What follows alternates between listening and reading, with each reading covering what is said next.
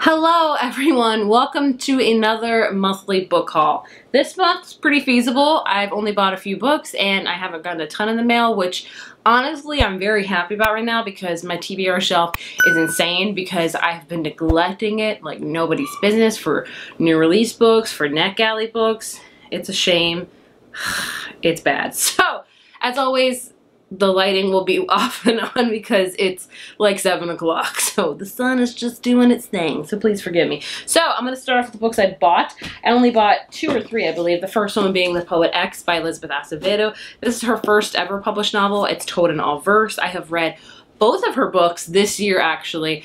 I loved Clap When You Land. That was that actually last month. That's another book written in verse. This one is about a girl named Zamora who joins the school slam poetry club. I've heard amazing things about it.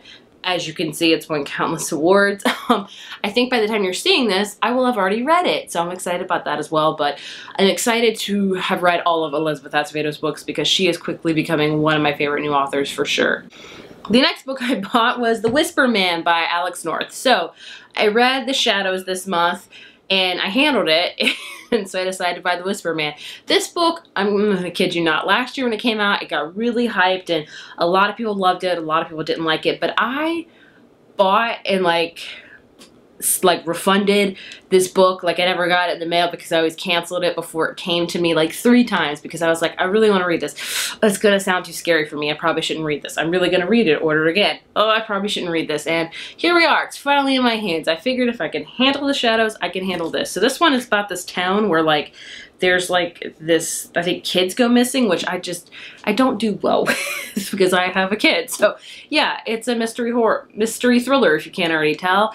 I'll probably read this in the fall and it'll scare the crap out of me, just like his latest book, The Shadows, did. And the last book I bought is actually a little quick devotional. It's 100 Days to Brave, Devotions for Unlocking Your Most Courageous Self. I'm in the middle of it. I don't love it as much as I want to do. I guess I'm very particular with my devotions.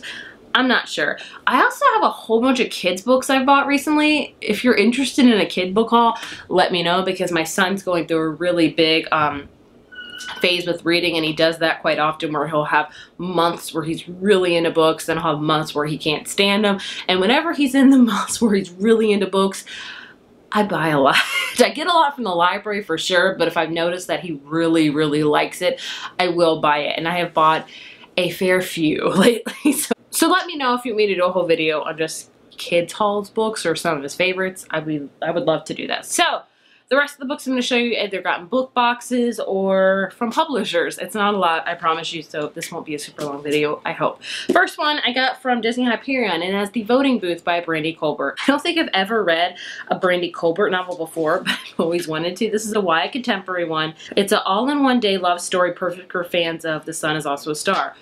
One of my favorite YA contemporaries of all time is The Sun Is Also a Star, so I'm very excited about this one. So, it's about these 2 characters that rush from precinct to precinct, cutting school, waiting in lines, turning away time, to do one simple thing, vote. They may have started as strangers, but as Duke and Marva team out to beat a rigged system and find Marva's missing cat, it's clear that there's more to their connection than a shared mission for democracy. So this is going to be a great novel for, I think, a lot of young people to read and learn that it's very important to vote and to use your voice to vote always. So this one sounds like it's going to be really fun. Also really cute, so I'm very excited about it. The next one is They Wish They Were Us by Jessica Goodman.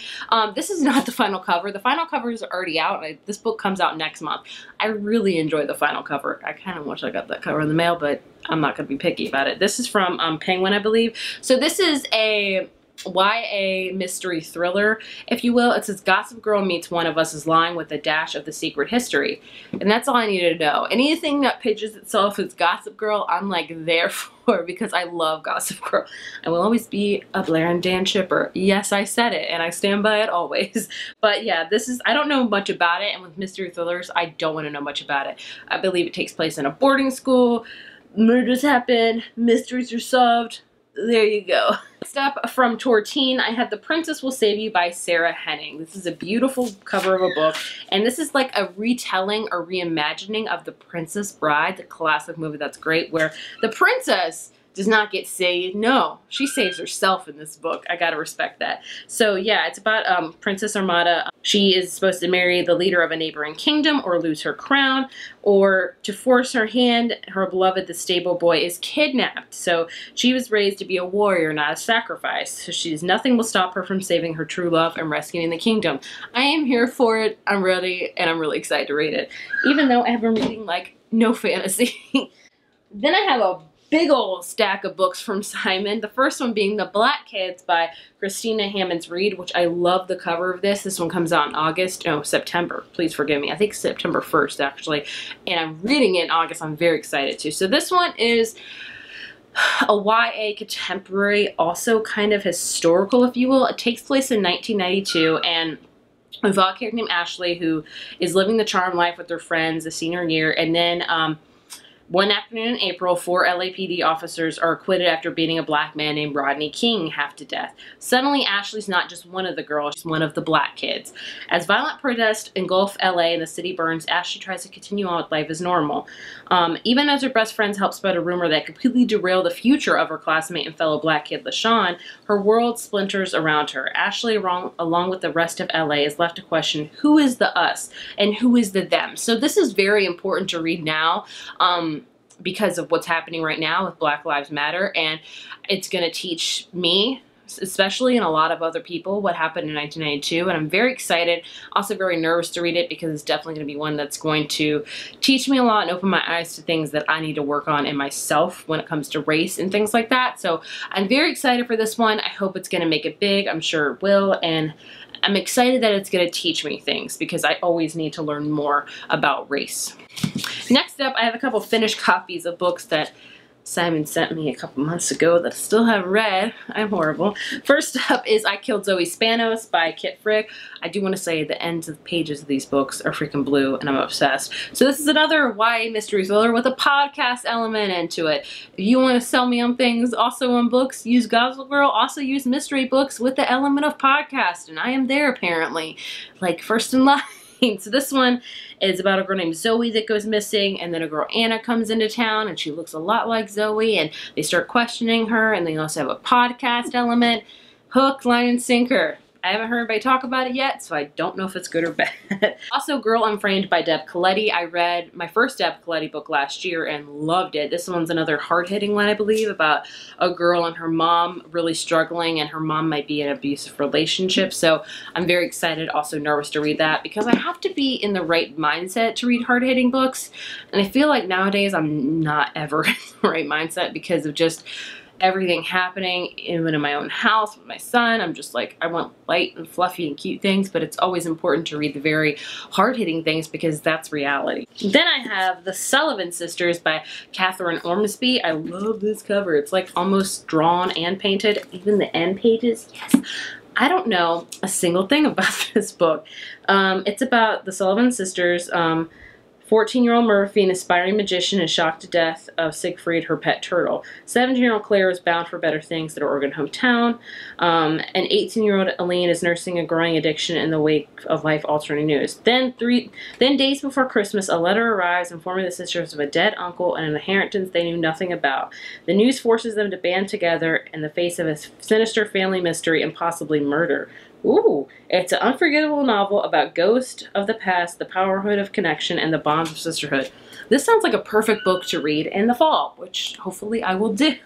And the last book I got from Simon is Cursed by Frank Miller and Thomas Wheeler. So this is a hefty book, and this book came out earlier this year, and it was already, by the time it came out, it was already being optioned for a Netflix show, and it's already a Netflix show.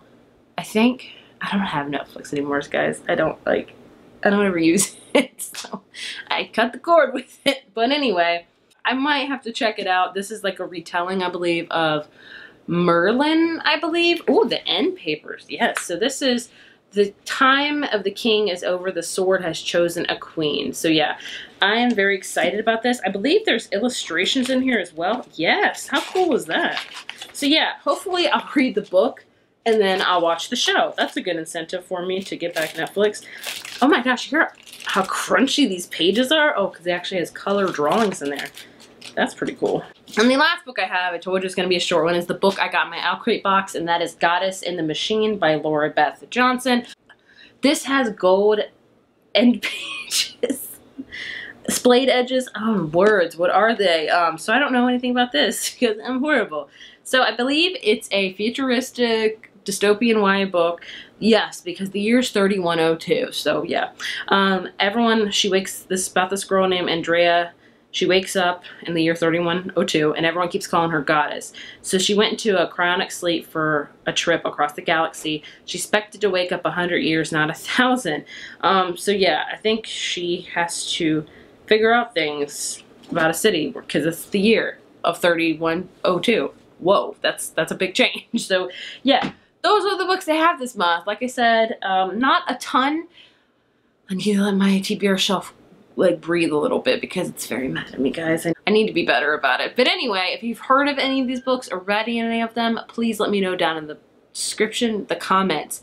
It's almost bedtime for my child, and it's almost bedtime for me. I need to go to sleep. But thank you guys so much for watching, and I will see you in my next video. Bye.